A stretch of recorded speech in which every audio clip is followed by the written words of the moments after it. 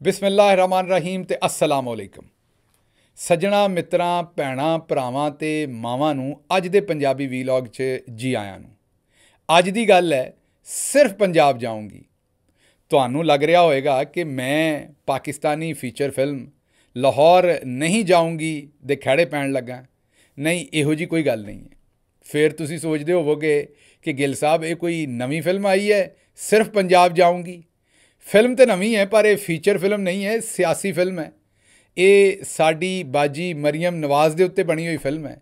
ਬਾਜੀ ਮਰੀਮ ਨਵਾਜ਼ ਤੇ ਉਹਨਾਂ ਦੇ ਅੱਬਾ ਜੀ ਬਨਾਰਸੀ ਠੱਗ ਸਾਹਿਬ ਜਿਹੜੇ ਨੇ ਉਹ ਆਖਦੇ ਨੇ ਕਿ ਹੁਣ ਬਾਜੀ ਸਿਰਫ ਪੰਜਾਬ ਜਾਏਗੀ। ਨੂਨ ਲੀਗ ਆਖਦੀ ਹੈ ਸਿਰਫ ਪੰਜਾਬ ਜਾਊਂਗੀ, ਮਤਲਬ ਕਿ ਪੰਜਾਬ ਦੀ ਹਕੂਮਤ ਲਵਾਂਗੇ ਤੇ ਉੱਤੋਂ ਵਫਾਕ ਦੀ ਹਕੂਮਤ ਨਹੀਂ ਲਵਾਂਗੇ। ਹੈਂ ਜੀ, ਹਾਂਜੀ। ਅੱਛਾ, ਇਹ ਤੁਸੀਂ ਸੋਚਦੇ ਹੋਵੋਗੇ ਵੀ ਇਹ ਕਿਵੇਂ ਬਣੀਆਂ, ਹਕੂਮਤ ਕੋਈ ਕਿਵੇਂ ਛੱਡਦਾ ਹੈ, ਕਿਉਂ ਛੱਡਦਾ ਹੈ। ਇਹ ਤੇ ਕੱਲ੍ਹ ਦਾ ਵੀਲੌਗ ਤੁਹਾਨੂੰ ਚੇਤੇ ਆਉਂਦਾ ਹੋਏਗਾ ਜਿਹਦੇ ਵਿੱਚ ਮੈਂ 3 ਇਡੀਅਟਸ 3 ਰੰਗੀਲਿਆਂ ਤੇ ਗੱਲ ਕੀਤੀ ਕਿ ਕਿਵੇਂ ਨਵਾਜ਼ ਸ਼ਰੀਫ ਨੂੰ ਉਹ ਠੱਗ ਪਿੰਨ ਕੇ ਇੱਥੇ ਲੈ ਕੇ ਆਏ, ਕਮਲੇ ਬਣਾ ਕੇ ਕਿ ਅਸੀਂ ਬਿਆਨੀਏ ਦੇ ਘੁਮਿਆਰ ਹਾਂ, ਅਸੀਂ ਤੁਹਾਨੂੰ ਬਿਆਨੀਆਂ ਬਣਾ ਕੇ ਦੇਵਾਂਗੇ ਤੇ ਤੁਸੀਂ ਆ ਕੇ ਇੱਥੇ ਲੋਸ਼ੇ ਲੁੱਟੋਗੇ। ਤੇ ਤੁਹਾਨੂੰ ਇਹ ਵੀ ਚੇਤੇ ਆਉਂਦਾ ਹੋਏਗਾ ਕਿ ਨਿੱਕਾ ਚਾਚਾ ਜਿਹੜਾ ਹੈ ਉਹਨੇ ਵੀ ਕਿਵੇਂ ਕਲਕਾਰੀਆਂ ਮਾਰੀਆਂ ਤੇ ਕਿਵੇਂ ਕਲਾਬਾਜ਼ੀਆਂ ਮਾਰੀਆਂ ਤੇ ਕਿਵੇਂ ਵੱਡੇ ਭਾਜੀ ਨੂੰ ਬਾਊ ਜੀ ਨੂੰ ਇੱਥੇ ਲਿਆ ਕੇ ਤੇ ਚੌਧਰੀ ਨਿਜ਼ਾਮਦੀਨ ਨਾਲ ਮਾਮਲਾ ਸੈੱਟ ਕਰਕੇ ਤੇ ਸਾਰਾ ਗੇਮ ਸੈੱਟ ਕੀਤੀ ਹੈ। ਤੇ ਹੁਣ ਹੋ ਕੀ ਗਿਆ, ਹੋਇਆ ਅਸਲ 'ਚ ਇੰਝ ਹੈ ਕਿ ਉਹਨਾਂ ਨੂੰ ਨਵਾਜ਼ ਸ਼ਰੀਫ ਸਾਹਿਬ ਨੂੰ ਖੁੜਕ ਪੈ ਗਈ ਹੈ ਕਿ ਨਿੱਕਾ ਜਿਹੜਾ ਉਹ ਬਹੁਤਾ ਤੇਜ਼ ਨਿਕਲਿਆ ਤੇ ਉਹਨੇ ਡੀਲ ਕਰ ਲਈ ਹੈ। ਨਵਾਜ਼ ਸ਼ਰੀਫ ਸਾਹਿਬ ਨੂੰ ਵੀ ਹਰਾ ਦਿੱਤਾ ਗਿਆ। ਜ਼ਰਾ ਗੌਰ ਨਾਲ ਇਹ ਬਰੀਕ ਪੁਆਇੰਟ ਸਮਝਣਾ ਤੁਸੀਂ। ਨਵਾਜ਼ ਸ਼ਰੀਫ ਸਾਹਿਬ ਤੇ ਹਾਰ ਗਏ। ਅੱਛਾ, ਨਵਾਜ਼ ਸ਼ਰੀਫ ਸਾਹਿਬ ਦੇ ਹਾਰਨ ਦੇ ਨਾਲ ਜਿਹੜਾ ਅਗਲਾ ਕੰਮ ਪਿਆ ਉਹ ਇਹ ਪਿਆ ਕਿ ਨਵਾਜ਼ ਸ਼ਰੀਫ ਸਾਹਿਬ ਨਾ ਸਿਰਫ ਹਾਰੇ ਬਲਕਿ ਜ਼ਲੀਲ ਤਰੀਨ ਤਰੀਕੇ ਨਾਲ ਹਾਰੇ, ਮਾਜ਼ਰਤ ਨਾਲ, ਮਤਲਬ ਕਿ ਬੁਰੇ ਤਰੀਨ ਤਰੀਕੇ ਨਾਲ ਹਾਰੇ। ਉਹਨਾਂ ਦਾ ਜਿਹੜਾ ਯਾਸਮੀਨ ਰਾਸ਼ਿਦ ਸਾਹਿਬਾ ਦੇ ਸਾਹਮਣੇ ਫਾਰਮ 47 ਬਣਿਆ ਉਹਦੇ ਵਿੱਚ ਪੀਪਲ ਪਾਰਟੀ ਵਾਲੇ ਨੂੰ ਵੀ 0 ਵੋਟ, ਉਹਦੇ 'ਚ ਜਮਾਤ ਇਸਲਾਮੀ, ਮਤਲਬ ਉੱਥੇ ਉਹਨਾਂ ਨੇ ਦੱਸਿਆ ਵੀ ਕੈਂਡੀਡੇਟ ਨੇ ਆਪਣੇ ਆਪ ਨੂੰ ਵੀ ਵੋਟ ਨਹੀਂ ਪਾਇਆ। ਅਖੀਰ ਹੀ ਕਰਕੇ ਉਹਨੇ ਆਪਣੇ ਆਪ ਨੂੰ ਤੇ ਕੋਈ ਘਰ ਦੇ 2 ਵੋਟ ਤੇ ਉਹਨਾਂ ਨੂੰ ਪਏ ਹੋਣਗੇ ਨਾ, ਮਤਲਬ ਅਖੀਰ ਹੀ ਜਿਹੜੇ ਕੁੱਲ ਵੋਟ ਪਏ ਸਨ ਤੇ ਨਵਾਜ਼ ਸ਼ਰੀਫ ਨੂੰ ਵੋਟ ਪਏ ਸਨ ਉਹਨਾਂ 'ਚ ਵੀ ਫਰਕ ਨਿਕਲ ਆਇਆ। ਉਹ ਨਵਾਜ਼ ਸ਼ਰੀਫ ਸਾਹਿਬ ਨੂੰ ਜਾਣ ਬੁੱਝ ਕੇ ਐਡਾ ਗੰਦਾ ਫਾਰਮ ਬਣਾ ਕੇ ਦਿੱਤਾ ਕਿ ਉਹ ਹਰ ਥਾਂ 'ਤੇ ਰਿਜੈਕਟ ਹੋ ਜਾਏ। ਤੇ ਉਹਨਾਂ ਨੂੰ ਸਮਝ ਆ ਗਈ ਕਿ ਨਿੱਕੇ ਨੇ ਪੂਰੀ ਗੇਮ ਸੈੱਟ ਕੀਤੀ ਸੀ ਆਪ ਵਜ਼ੀਰ ਆਜ਼ਮ ਬਣਨ ਦੀ। ਦੂਜੇ ਪਾਸਿਓਂ ਜਿਹੜਾ ਨਿੱਕਾ ਸੀ ਉਹ ਆਪ ਵਜ਼ੀਰ ਆਜ਼ਮ ਬਣਨਾ ਚਾਹੁੰਦਾ ਸੀ ਔਰ ਪੁੱਤਰ ਨੂੰ ਵਜ਼ੀਰ ਆਲਾ ਬਣਾਉਣਾ ਚਾਹੁੰਦਾ ਸੀ। ਜਿਸ ਵੇਲੇ ਉਹਨਾਂ ਆਖਿਆ ਜੀ ਨਹੀਂ, ਮਰੀਮ ਹੀ ਪੰਜਾਬ ਜਾਏਗੀ, ਸਿਰਫ ਪੰਜਾਬ ਦੇ ਵਿੱਚ ਮਰੀਮ ਬਾਜੀ ਜਾਏਗੀ, ਤੇ ਉਹਨਾਂ ਕੌੜਾ ਘੁੱਟ ਭਰ ਲਿਆ ਕਿ ਚਲੋ ਉੱਤੇ ਵਜ਼ੀਰ ਆਜ਼ਮ ਮੈਂ ਹੋਵਾਂਗਾ, ਪੁੱਤਰ ਨੂੰ ਕਿਤੇ ਉੱਤੇ ਖੜਾ ਖੜੂ ਲਵਾਂਗਾ। ਖੈਰ ਹੈ, ਇਹ ਕੌੜਾ ਘੁੱਟ ਭਰ ਲੈਂਦੇ, ਮੈਂ ਤਾਂ ਵਜ਼ੀਰ ਆਜ਼ਮ ਬਣ ਲਾਂ, ਜ਼ਰਾ ਮੈਂ ਇੱਕ ਵਾਰੀ ਬਣ ਲਿਆ, ਮੈਂ ਇੱਕ ਵਾਰ ਫੇਰ ਬਣ ਲਾਂ। ਤੁਹਾਨੂੰ ਪਤਾ ਉਹ ਤਾਂ ਵਿਚਾਰਾ ਸਾਰੀ ਉਮਰ ਛੜਵਾਲਾ ਹੀ ਰਿਹਾ ਨਾ। ਤੁਹਾਨੂੰ ਪਤਾ ਨਵਾਜ਼ ਸ਼ਰੀਫ ਲਾੜਾ ਸੀ ਤੇ ਸ਼ਹਿਬਾਜ਼ ਸ਼ਰੀਫ ਨਾਲ ਛੜਵਾਲਾ ਹੀ ਰਿਹਾ ਨਾ, ਉਹਦਾ ਤਾਂ ਲਾੜਾ ਬਣਨ ਦਾ ਮੌਕਾ ਹੀ ਨਾ ਆਇਆ। ਬੜੇ ਤਰੀਕੇ ਨਾਲ ਉਹਨੇ ਠੱਗ ਪਿੰਨ ਕੇ ਆਪਣੇ ਆਪ ਨੂੰ ਆਖਰਕਾਰ ਲਾੜਾ ਬਣਾਇਆ ਤੇ ਹੁਣ ਉਹ ਜੰਜੇ ਚੜ੍ਹਨ ਤੋਂ ਪਹਿਲਾਂ ਹੀ ਰੰਡਵਾ ਨਹੀਂ ਸੀ ਹੋਣਾ ਚਾਹੁੰਦਾ, ਰੰਡਾ ਨਹੀਂ ਸੀ ਹੋਣਾ ਚਾਹੁੰਦਾ। ਇਸ ਵਜ੍ਹਾ ਤੋਂ ਉਹਨੇ ਇਹ ਫੈਸਲਾ ਕੀਤਾ ਕਿ ਮੈਂ ਜਨਾਬੇ ਵਾਲਾ ਕਿਸੇ ਤਰੀਕੇ ਹੁਣ ਜਿਹੜਾ ਨਾ ਬਣ ਲਾਂ ਵਜ਼ੀਰ ਆਜ਼ਮ। ਉਹਨੇ ਕਿਹਾ ਚਲੋ ਠੀਕ ਹੈ, ਬਾਜੀ ਮਰੀਮ ਹੀ ਸਹੀ, ਭਤੀਜੀ ਸਹੀ, ਇਹਨੂੰ ਹੀ ਨਾਲ ਲੈ ਕੇ ਕੰਮ ਚਲਾ ਚਲੂ ਲਵਾਂਗੇ। ਪਰ ਨਵਾਜ਼ ਸ਼ਰੀਫ ਸਾਹਿਬ ਨੇ ਤੇ ਉਹਨਾਂ ਦੀ ਸਪੁੱਤਰੀ ਬਾਜੀ ਮਰੀਮ ਨਵਾਜ਼ ਜਿਹੜੀ ਪ੍ਰਧਾਨ ਹੈ ਇਸ ਵੇਲੇ, ਪ੍ਰਧਾਨ ਸਾਹਿਬਾਂ ਨੇ ਪੂਰੀ ਪਰਿਆ ਪੰਚਾਇਤ ਨੂਨ ਲੀਗ ਦੀ ਲਾਈ। ਉਹਦੇ ਵਿੱਚ ਬਹਿ ਕੇ ਉਹਨਾਂ ਗੱਲ ਕੀਤੀ ਕਿ ਬਈ ਇਹ ਗੇਮ ਸਾਡੇ ਨਾਲ ਕੀ ਪਈ ਹੈ। ਜਿੰਨੇ ਬੰਦੇ ਨਵਾਜ਼ ਸ਼ਰੀਫ ਸਾਹਿਬ ਦੇ ਲਾਗੇ ਸਨ, ਬਹੁਤ ਹੀ ਕਰੀਬ ਸਨ, ਜਵੇਲ ਲਤੀਫ ਹੋ ਗਿਆ, ਬਾਕੀ ਆਪਣਾ ਸਾਦ ਰਫੀਕ ਹੋ ਗਿਆ, ਜਿੰਨੇ ਬੰਦੇ ਜਿਹੜੇ ਸਾਈਡ ਘੁੱਟਦੇ ਸਨ ਨਵਾਜ਼ ਸ਼ਰੀਫ ਸਾਹਿਬ ਵਾਲੀ, ਉਹ ਇੱਕ ਇੱਕ ਕਰਕੇ ਸਾਰੇ ਹੀ ਫਾਰਗ ਕਰ ਦਿੱਤੇ। ਉਹ ਭਾਵੇਂ ਘੱਟ ਮਾਰਜਨ ਤੋਂ ਵੀ ਹਾਰ ਰਹੇ ਸਨ, ਉਹਨਾਂ ਲਈ ਕਿਸੇ ਨੇ ਫਾਰਮ 47 ਨਾ ਕੱਢੇ, ਉਹਨਾਂ ਦੇ ਪਾੜਾ ਕਿਸੇ ਨਾਲ ਮਿਲਿਆ। ਪਾੜਾ ਮੈਂ ਤੁਹਾਨੂੰ ਪਹਿਲਾਂ ਵੀ ਆਖਿਆ ਫਰਕ ਨੂੰ ਆਉਂਦੇ ਨੇ ਪੰਜਾਬੀ 'ਚ, ਪਾੜਾ ਮੇਲ ਦੇਣਾ। ਉਹਨਾਂ ਦਾ ਪਾੜਾ ਕਿਸੇ ਨਾਲ ਮਿਲਿਆ, ਬਲਕਿ ਪਾੜੇ ਖੋਲ੍ਹ ਕੇ ਰੱਖ ਦਿੱਤੇ, ਪਾੜੀਆਂ ਖੋਲ੍ਹ ਕੇ ਰੱਖ ਦਿੱਤੀਆਂ ਉਹਨਾਂ ਦੀਆਂ ਤੇ ਹਰ ਸ਼ਾਹੀ। ਤੇ ਉਹਨਾਂ ਆਖਿਆ ਕਿ ਜਨਾਬੇ ਵਾਲਾ ਦੂਸਰੇ ਪਾਸੇ 90 ਹਜ਼ਾਰ ਦੇ ਵੋਟਾਂ ਦੀ ਲੀਡ ਜਿਹੜੀ ਉਹ ਮੁਕਾ ਦਿੱਤੀ ਜਿਹੜੇ ਸ਼ਹਿਬਾਜ਼ ਸ਼ਰੀਫ ਦੇ ਲਾਗੇ ਸਨ। ਉੱਥੇ ਅੰਮਾ ਰਿਆਨਾ ਡਾਰ ਕੋ ਖਵਾਜਾ ਆਸਫ ਕਿੱਡਾ ਹਾਰਨ ਡਿਆ ਸੀ, ਉਹਦਾ ਪਾੜਾ ਮੇਲ ਕੇ ਰੱਖ ਦਿੱਤਾ। ਹਰ ਥਾਂ 'ਤੇ ਜਿਹੜਾ ਸ਼ਹਿਬਾਜ਼ ਸ਼ਰੀਫ ਦੇ ਲਾਗੇ ਸੀ ਉਹਦਾ ਪਾੜਾ ਚੌਧਰੀ ਨਿਜ਼ਾਮਦੀਨ ਨੇ ਮੇਲ ਦਿੱਤਾ ਤੇ ਸਾਡਾ ਨਾ ਮਿਲਿਆ। ਇਹਦਾ ਮਤਲਬ ਨਿਜ਼ਾਮਦੀਨ ਦੀ ਤੇ ਚਾਚੇ ਸ਼ਹਿਬਾਜ਼ ਸ਼ਰੀਫ ਦੀ ਆਪਸ ਵਿੱਚ ਕੋਈ ਗਿੱਟ ਮਿੱਟ ਹੈ। ਇਹਨਾਂ ਕੋਈ ਗਿੱਟ ਮਿੱਟ ਪਹਿਲਾਂ ਦੀ ਕੀਤੀ ਆ ਤੇ ਉਹਦੇ ਵਿੱਚ ਪੱਤਾ ਕੱਟ ਦਿੱਤਾ ਨਵਾਜ਼ ਸ਼ਰੀਫ ਸਾਹਿਬ ਦਾ। ਹੁਣ ਜਿਸ ਵੇਲੇ ਇਹਨਾਂ ਪੰਚਾਇਤ ਪਰਿਆ ਲਾਈ, ਪੂਰੀ ਨੂਨ ਲੀਗ ਦੀ ਪਰਿਆ ਬਿਠਾਈ, ਸ਼ਬਸ਼ਬਾ ਦੇ ਨਾਲ ਗੱਲਬਾਤ ਕੀਤੀ ਤੇ ਉੱਥੇ ਇੱਕ ਪੁਆਇੰਟ ਤੇ ਰੱਖਿਆ ਕਿ ਜੀ ਇਹ ਕਿਵੇਂ ਹੋਇਆ ਕਿ ਸਾਡੇ ਬੰਦੇ ਇਹ ਹਾਰ ਗਏ ਤੇ ਇਹਨਾਂ ਦਾ ਪਾੜਾ ਨਹੀਂ ਮਿਲਿਆ। ਤੇ ਹੁਣ ਸਾਡਾ ਫੈਸਲਾ ਇਹ ਹੈ ਕਿ ਅਸੀਂ ਫੈਡਰਲ ਹਕੂਮਤ ਜਿਹੜੀ ਹੈ ਨਾ, ਮਰਕਜ਼ੀ ਹਕੂਮਤ, ਦਰਮਿਆਨ ਦੇ ਵਿੱਚ ਇਸਲਾਮਾਬਾਦ ਵਾਲੀ ਹਕੂਮਤ, ਉਹ ਨਹੀਂ ਲੈਣੀ। मैं सिर्फ पंजाब जाऊंगी, असी बाजी मरीम ਨੂੰ सिर्फ पंजाब ਦਾ ਵਜ਼ੀਰ ਆਲਾ ਬਣਾਉਣਾ। ਇਹ ਨਾ ਆਪੋ ਦੇ ਵਿੱਚ ਸਲਾਹ ਕਰਕੇ ਤੇ ਜਿਸ ਵੇਲੇ ਚੌਧਰੀ ਨਿਜ਼ਾਮਦੀਨ ਨੂੰ ਜਾ ਕੇ ਦੱਸਿਆ ਤੇ ਚੌਧਰੀ ਨਿਜ਼ਾਮਦੀਨ ਨੇ ਆਖਿਆ ਵੀ ਨਾ ਸੋਹਣਿਆ, ਇੰਜ ਨਹੀਂ, ਇਹ ਤੁਸੀਂ ਨੁੱਕਰ ਵਾਲੀ ਹੱਟੀ ਤੇ ਨਹੀਂ ਆਏ ਜਿੱਥੋਂ ਤੁਸੀਂ ਫੁੱਲੇ ਤੇ ਮਖਾਣੇ ਲੈਣੇ ਨੇ, ਇਹ ਤੇ ਤੁਸੀਂ ਆੜਤ ਤੇ ਆਏ ਹੋ। ਇੱਥੇ ਤੇ ਥੋਕ ਦਾ ਕੰਮ ਹੁੰਦਾ, ਇੱਥੇ ਧੜੀ ਚੁੱਕਣੀ ਪੈਂਦੀ ਹੈ ਜਾਂ ਬੋਰੀ ਚੁੱਕਣੀ ਪੈਂਦੀ ਹੈ ਜਾਂ ਧੜੀ ਚੁੱਕਣੀ ਪੈਂਦੀ ਹੈ। ਇੱਥੇ ਦਾਣਿਆਂ ਤੋਂ ਦੋ ਤੋਲ ਹੈ ਸਾਰੀਆਂ ਚੀਜ਼ਾਂ। ਜਿਹੜੀ ਸ਼ੈ ਵੀ ਚੁੱਕੋਗੇ ਉਹ ਪੂਰੀ ਧੜੀ ਦੀ ਸ਼ਕਲ 'ਚ ਚੁੱਕਣੀ ਪੈਣੀ ਹੈ। ਜੇ ਤੁਸੀਂ ਚੱਕੋਗੇ ਵੀ ਪੰਜਾਬ ਦੀ ਹਕੂਮਤ ਲੈਣੀ ਤੇ ਵਫਾਕ ਦੀ ਨਹੀਂ ਲੈਣੀ, ਤੇ ਮੈਨੂੰ ਦੱਸੋ ਵੀ ਇਹ ਜੇ ਚੰਗਾ ਮਾਲ ਤੁਸੀਂ ਚੁੱਕ ਲੈਣਾ 1200 ਅਰਬ 1500 ਅਰਬ ਸਾਲ ਦਾ ਬਜਟ ਹੈ ਜਿੱਥੇ ਜਿੱਥੇ ਮਾਲ ਪਾਣੀ ਖਾਣਾ ਹੈ ਸਾਰਾ, ਤੇ ਇਹ ਜਿਹੜਾ ਭੈੜਾ ਮਾਲ ਹੈ ਅਸੀਂ ਕਿਹਨੂੰ ਵੇਚਾਂਗੇ? ਤੁਹਾਡੇ ਆਸਤੇ ਅਸੀਂ ਐਡੇ ਬਦਨਾਮ ਹੋਏ, ਗੰਦੇ ਹੋਏ, ਸਾਡੇ ਪੱਲੇ ਕੋਈ ਸ਼ੈ ਨਾ ਰਹੀ। ਆਪਣੀ 75-76 ਸਾਲਾਂ ਦੀ ਇੱਜ਼ਤ ਫੂਕ ਛੜੀ, ਜੋ ਵੀ ਸਾਡੀ ਇੱਕ ਅਣਖ ਸੀ ਹਰ ਸ਼ੈ ਫੂਕ ਛੜੀ। ਤੁਹਾਡੇ ਪਿੱਛੇ ਅਸਾਂ ਲੁੱਟੇ ਗਏ ਜਿਵੇਂ ਆਸ਼ਿਕ ਜਿਹੜਾ ਮਸ਼ੂਕ ਦੇ ਪਿੱਛੇ ਲੁੱਟਿਆ ਜਾਂਦਾ ਹੈ। ਤੇ ਤੁਸਾਂ ਦੱਸੋ ਵੀ ਹੁਣ ਤੁਸਾਂ ਆਂਦੇ ਹੋ ਮੈਂ ਸਿਰਫ ਪੰਜਾਬ ਜਾਊਂਗੀ, ਤੇ ਇਹ ਦੱਸੋ ਵੀ ਇਹ ਕਿਹਨੂੰ ਵੇਚੀਏ ਸੌਦਾ ਜਿਹੜਾ ਭੈੜਾ ਹੈ? ਇੰਜ ਨਹੀਂ ਹੋਣਾ, ਜਾਂ ਦੋਵੇਂ ਚੁੱਕਣੇ ਪੈਣੇ ਨੇ ਜਾਂ ਕੋਈ ਸ਼ੈ ਵੀ ਨਹੀਂ ਦੇਣੀ। ਫਿਰ ਚਾਚਾ, ਸਾਡੀ ਅੰਦਰ ਦੀ ਖਬਰ ਹੈ ਵੀ ਚਾਚਾ ਕੱਲਿਆ ਗਿਆ ਉੱਤੇ। ਚਾਚੇ ਆਖਿਆ ਬਈ ਇਹਦਾ ਕੋਈ ਸਰਬੰਧ ਕਰੋ, ਇਹ ਭਤੀਜੀ ਮੇਰੀ ਜਿਹੜੀ ਹੈ ਲੈ ਦੇ ਗਈ ਹੈ, ਇਹਨੇ ਤੇ ਚਾਚੇ ਨੂੰ ਭਜੌੜ ਪਾਤੀ ਹੈ। ਚਾਚੇ ਦਾ ਕੋਈ ਬੰਦੋਬਸਤ ਚਾਚੇ ਨੇ ਕਿਹਾ ਮੇਰਾ ਕਰੋ, ਤੇ ਮੈਂ ਵਜ਼ੀਰ ਆਜ਼ਮ ਹਰ ਸੂਰਤ ਬਣਨਾ ਹੈ।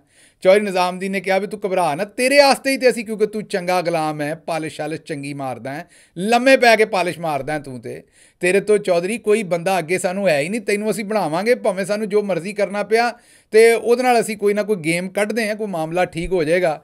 ਤੁਹਾਨੂੰ ਉੱਤੋਂ ਜ਼ਰਾ ਹਿਸਾਬ ਲੱਗ ਗਿਆ ਹੋਏਗਾ ਕਿ ਹੁਣ ਜੋ ਕੁਝ ਉਹ ਕਰਵਾ ਰਹੇ ਨੇ ਤੇ ਜੋ ਕੁਝ ਕਰ ਰਹੇ ਨੇ ਉਹਦੇ ਨਾਲ ਮਾਮਲਾ ਤੁਹਾਨੂੰ ਸਾਰੇ ਸਮਝ ਆ ਹੀ ਗਏ ਹੋਣਗੇ। ਉਹਨਾਂ ਸੱਦ ਲਏ ਫਿਰ ਦੋਵੇਂ ਪਿਓ ਧੀਆਂ, ਉਹਨਾਂ ਇਸਲਾਮਾਬਾਦ ਸੱਦ ਲਏ ਕਿ ਖਰੇ ਪਿੰਡੀ ਸੱਦ ਲਏ, ਮੈਨੂੰ ਨਹੀਂ ਪਤਾ, ਬਾਹਰ ਸੱਦੇ ਇਸੇ ਪਾਸੇ ਨੂੰ। ਉਹਨਾਂ ਸੱਦ ਕੇ ਆਖਿਆ ਵੀ ਵੇਖੋ ਗੱਲ ਸੁਣੋ, ਤੁਹਾਡੇ ਆਸਤੇ ਸਿਰਫ ਪਿੰਡੀ ਡਿਵੀਜ਼ਨ ਦੇ ਵਿੱਚ 39 ਸੀਟਾਂ, 30 ਤੇ 9 39 39 ਸੀਟਾਂ ਜਿਹੜੀਆਂ ਉਹਨਾਂ ਦੀ ਲੁੱਟਮਾਰ ਕੀਤੀ ਗਈ। ਕਰਾਚੀ ਦੇ ਵਿੱਚ ਕੋਈ 20-25 ਸੀਟਾਂ ਦੀ ਲੁੱਟਮਾਰ ਕੀਤੀ ਗਈ। ਫਿਰ ਤੁਹਾਡੇ ਆਸਤੇ ਸਿਆਲਕੋਟ ਦੀਆਂ 5 ਸੀਟਾਂ ਦੀ ਲੁੱਟਮਾਰ ਕੀਤੀ ਗਈ। ਫਿਰ ਤੁਹਾਡੇ ਆਸਤੇ ਲਾਹੌਰ ਦੇ ਵਿੱਚ ਵੀ ਦਰਜਨ ਦੇ ਲਾਗੇ ਸੀਟਾਂ ਦੀ ਜਿਹੜੀ ਉਸ ਤੋਂ ਵੀ ਬਹੁਤੀਆਂ ਸੂਬਾਈ ਅਸੈਂਬਲੀ ਇੱਧਰ ਉੱਧਰ ਪਾ ਕੇ ਲੁੱਟਮਾਰ ਕੀਤੀ ਗਈ। ਪੂਰੇ ਮੁਲਕ ਦੇ ਵਿੱਚ ਅਸਾਂ ਲੁੱਟਮਾਰ ਕੀਤੀ, ਆਪਣੇ ਆਪ ਨੂੰ ਬਦਨਾਮ ਕੀਤਾ। ਤੇ ਇਹ ਜਿਹੜੀ ਐਡੀ ਵਸੀਹ ਪੈਮਾਨੇ ਤੇ ਇੱਕ ਹੀ ਕੌਮ ਦੇ ਵਸੀਹ ਕੌਮੀ ਮਫਾਦ 'ਚ ਅਸਾਂ ਲੁੱਟਮਾਰ ਕੀਤੀ ਸੀ। ਇਹ ਤੇ ਤੁਹਾਡੀ ਸਾਡੀ ਜਿਹੜੀ ਗੇਮ ਅੱਟੀ ਸੱਟੀ ਲੱਗੀ ਸੀ ਕਿ ਅਸੀਂ ਟਿੱਚ ਬਟਨਾਂ ਦੀ ਜੋੜੀ ਤਰ੍ਹਾਂ ਰਹਿਣਾ ਹੈ। ਇਹ ਤੇ ਹੁਣ ਟਿੱਚ ਬਟਨਾਂ ਦੀ ਜੋੜੀ ਇੰਜ ਤੇ ਨਹੀਂ ਹੈ ਕਿ ਤੁਸੀਂ ਭੈੜਾ ਮਾਲ ਸਾਡੇ ਹਵਾਲੇ ਕਰ ਦਿਓ ਤੇ ਚੰਗਾ ਮਾਲ ਤੁਸੀਂ ਚੁੱਕ ਲਓ। ਬਹਰਹਾਲ ਦੋਵਾਂ ਮਾਵਾਂ ਧੀਆਂ, ਪਿਓ ਧੀਆਂ ਨੇ ਮਿੰਨਤ ਤਰਲਾ ਕੀਤਾ। ਪਿਓ ਧੀ ਨੇ ਆਖਿਆ ਕਿ ਨਹੀਂ ਜੀ ਸਾਡੇ ਵੱਸ ਦਾ ਕੰਮ ਨਹੀਂ, ਅਸੀਂ ਤਾਂ ਸਿਰਫ ਜਿਹੜੀ ਪੰਜਾਬ ਦੀ ਹਕੂਮਤ ਲੈਣੀ ਹੈ। ਬਾਜੀ ਨੇ ਆਖਿਆ ਕਿ ਮੈਂ ਸਿਰਫ ਪੰਜਾਬ ਜਾਊਂਗੀ। ਅੱਛਾ, ਇਹ ਗੱਲ ਜਿਸ ਵੇਲੇ ਪਾਕਿਸਤਾਨ ਤਹਿਰੀਕ ਇਨਸਾਫ ਦੇ ਕੰਨੀ ਪਈ ਤੇ ਉਹਨਾਂ ਅੱਗੋਂ ਠੁਕਵਾਂ ਜਵਾਬ ਦਿੱਤਾ। ਉਹਨਾਂ ਕਿਹਾ ਜੀ ਗੱਲ ਸੁਣੋ, 180 ਸੀਟਾਂ ਨੇ ਸਾਡੀਆਂ ਵਫਾਕ 'ਚ, ਜਾਂ ਤੇ ਦਿਓ ਪੂਰੀਆਂ ਵਾਪਸ। ਇਸੇ ਤਰ੍ਹਾਂ ਪੰਜਾਬ ਜਿਹੜੀ ਸਾਡੀ ਲੁੱਟਮਾਰ ਕੀਤੀ, ਹੁਣ ਤੇ ਕਮਿਸ਼ਨਰ ਜਿਹੜਾ ਪਿੰਡੀ ਵਾਲਾ ਉਹ ਇਕੱਲਾ ਹੀ ਆਖਣ ਡਿਆ ਕੂਕਾਂ ਦਿੰਦਾ ਹੈ ਕਿ 39 ਸੀਟਾਂ ਮਤਲਬ ਜਿਸ 'ਚੋਂ 26 ਸੀਟਾਂ ਪੰਜਾਬ ਦੀਆਂ ਨੇ ਉਹ ਅਸਾਂ ਅਦਲ ਬਦਲ ਕਰਕੇ ਹਰਾਈਆਂ ਨੇ। ਤੇ ਜੇ ਇਹ ਸੀਟਾਂ ਹੀ ਵਾਪਸ ਲੱਭ ਜਾਣ ਤੇ ਬਾਜੀ ਤੇ ਫਿਰ ਕਦੇ ਵੀ ਲਾਹੌਰ ਨਹੀਂ ਜਾਊਂਗੀ। ਬਾਜੀ ਤੇ ਫਿਰ ਸਾਰੀ ਉਮਰੇ ਮੇਰਾ ਖਿਆਲ ਆਪਣਾ ਰਾਏਵਿੰਡਲ ਨੂੰ ਵੀ ਨਹੀਂ ਜਾਊਂਗੀ। ਬਾਜੀ ਫਿਰ ਘਰ ਹੀ ਰਹੂੰਗੀ। ਤਾਂ ਇਹਨਾਂ ਗੱਲਾਂ ਦੇ ਵਿੱਚ ਆ ਕੇ ਤੇ PTI ਨੇ ਜਵਾਬ ਦਿੱਤਾ ਕਿ ਜਾਂ ਤਾਂ ਸਾਨੂੰ ਚਾਹੀਦਾ ਪੂਰਾ ਮੈਂਡੇਟ ਜਿਹੜਾ ਸਾਨੂੰ ਮਿਲਿਆ, ਫਿਰ ਅਸਾਂ KP 'ਚ ਵੀ ਠੁਕਵੀਂ ਹਕੂਮਤ ਬਣਾਵਾਂਗੇ, 22ਵੀਂ ਫੈਡਰਲ 'ਚ ਵੀ ਬਣਾਵਾਂਗੇ ਤੇ ਪੰਜਾਬ 'ਚ ਵੀ ਬਣਾਵਾਂਗੇ। ਤੇ ਜੇ ਤੁਸੀਂ ਆਖਦੇ ਹੋ ਵੀ ਕੱਲੀ ਪੰਜਾਬ 'ਚ ਹਕੂਮਤ, ਮੈਂ ਪੰਜਾਬ ਜਾਊਂਗੀ ਤੇ ਉੱਤੇ ਸਾਨੂੰ ਲੁੱਟੇ ਹੋਏ ਮੈਂਡੇਟ ਦੇ ਨਾਲ ਇੱਕ ਵਿਸਾਖੀਆਂ ਦੇ ਉੱਤੇ ਹਕੂਮਤ ਦਿਓ, ਤੇ ਤੁਹਾਨੂੰ ਲੱਗਦਾ ਅਸੀਂ ਏਡੇ ਕਮਲੇ ਹਾਂ? ਅਸੀਂ ਕਮਲੇ ਹਾਂ ਪਰ ਏਡੇ ਵੀ ਨਹੀਂ, ਅਸੀਂ ਬੇਵਕੂਫ ਹਾਂ ਪਰ ਏਡੇ ਵੀ ਨਹੀਂ। ਤੁਹਾਨੂੰ ਇਹ ਲੱਗਦਾ ਹੈ ਵੀ ਅਸੀਂ ਫਿਰ ਵਿਸਾਖੀਆਂ ਦੇ ਉੱਤੇ ਹਕੂਮਤ ਲੈ ਕੇ ਤੇ ਚੌਧਰੀ ਨਿਜ਼ਾਮਦੀਨ ਦੇ ਕੋਲੋਂ ਕੰਟਰੋਲ ਹੁੰਦੇ ਰਹਾਂਗੇ, ਅੱਜ ਇੱਧਰ ਨੂੰ ਮੋੜ ਲਓ ਤੇ ਅੱਜ ਇੱਧਰ ਨੂੰ ਮੋੜ ਲਓ। ਸਮਝਦੇ ਹੋ ਨਾ, ਇਹ ਡੋਰੀ ਕਿਸੇ ਹੱਥ ਹੋਰ ਦੇ ਹੱਥ 'ਚ ਹੋਏਗੀ ਤੇ ਅੱਗੇ ਬੈਠੇ ਅਸੀਂ ਹੋਵਾਂਗੇ ਵੀ ਜਿਵੇਂ ਅਸੀਂ ਚਲਾ ਰਹੇ ਹਾਂ। ਇੰਜ ਦਾ ਕੰਮ ਅਸੀਂ ਨਹੀਂ ਕਰਨਾ। ਜਾਂ ਸਾਡਾ ਪੂਰਾ ਮੈਂਡੇਟ ਸਾਨੂੰ ਦਿਓ, ਪੰਜਾਬ KP ਫੈਡਰਲ ਹਕੂਮਤ 'ਚ ਜਿਹੜੀਆਂ ਲੁੱਟੀਆਂ ਹੋਈਆਂ ਸੀਟਾਂ ਵਾਪਸ ਦਿਓ, ਅਸੀਂ ਤਿੰਨਾਂ ਥਾਵਾਂ 'ਤੇ ਹਕੂਮਤ ਬਣਾਉਣੇ, ਵਰਨਾ ਅਸਾਂ ਆਪੋਜੀਸ਼ਨ 'ਚ ਪਾਵਾਂਗੇ, ਤੁਸੀਂ ਬਣਾਓ, ਫਿਰ ਅਸਾਂ ਆਪਣਾ ਦਮਾਦਮ ਮਸਤਕਲ ਅੰਦਰ ਕਰਾਂਗੇ ਔਰ ਚੱਲਣ ਨਹੀਂ ਦੇਵਾਂਗੇ ਕੰਮ। ਇਹ ਜਿਸ ਵੇਲੇ ਤਹਿਰੀਕ ਇਨਸਾਫ ਕੋਰਾ ਜਵਾਬ ਦਿੱਤਾ ਤੇ ਫਿਰ ਚੌਧਰੀ ਨਿਜ਼ਾਮਦੀਨ ਨੇ ਉਹਨਾਂ ਨੂੰ ਸੱਦਿਆ ਔਰ ਉਹਨਾਂ ਨੂੰ ਕਿਹਾ ਵੀ ਬਈ ਇਹ ਤਾਂ ਗੱਲ ਕਿਸੇ ਤਰੀਕੇ ਨਹੀਂ ਬਣਦੀ। ਫਿਰ ਉਹਨਾਂ ਚਾਚੇ ਜ਼ਰਦਾਰੀ ਨਾਲ ਗੱਲ ਕੀਤੀ, ਬਲਕਿ ਤਾਊ ਜ਼ਰਦਾਰੀ ਨਾਲ ਗੱਲ ਕੀਤੀ। ਜਿਸ ਵੇਲੇ ਤਾਏ ਜ਼ਰਦਾਰੀ ਨੇ ਗੱਲ ਕੀਤੀ ਤਾਂ ਉਹਨੇ ਕਿਹਾ ਜੇ ਮੇਰਾ ਮੁੰਡਾ ਨਿੱਕਾ ਹੈ, ਇਹ ਅਜੇ ਨਹੀਂ ਬਣ ਸਕਦਾ ਵਜ਼ੀਰ ਆਜ਼ਮ, ਇਹਨੂੰ ਥੋੜ੍ਹਾ ਜਿਹਾ ਹੋਰ ਜਵਾਨ ਕਰਨਾ ਹੈ।